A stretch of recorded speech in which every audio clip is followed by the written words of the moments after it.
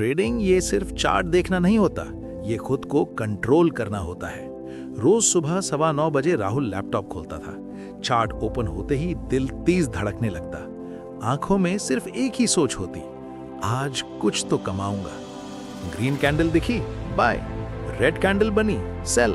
ना सेटअप देखा, ना रिस्क, ना प्लान, सिर्फ एक चीज थी, जल्दी पैसा। रिजल्ट सामने था, 10 में से 7 ट्रेड लॉस।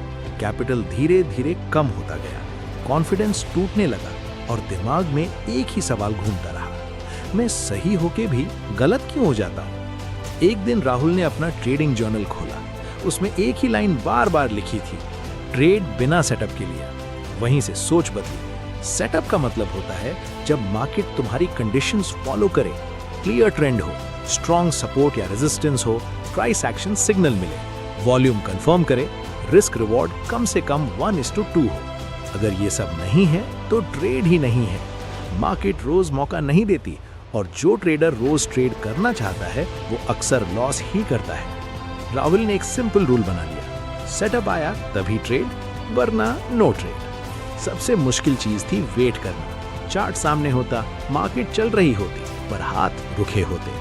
कभी 2 घंटे कोई सेटअप नहीं, कभी पूरा दिन एक भी ट्रेड नहीं। और धीरे धीरे राहुल ने समझा, जो ट्रेड नहीं लिया वही सबसे सेफ ट्रेड होता है।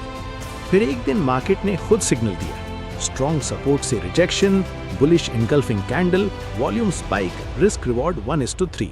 इस बार कोई जल्दी नहीं थी, एंट्री प्लान्ड थी, स्टॉप लॉस फिक्स था, टारगेट क्लियर था, रिजल्ट टारगेट हिट। पर उससे भी बड़ी बात ये थी, कॉन्फिडेंस वापस आ गया।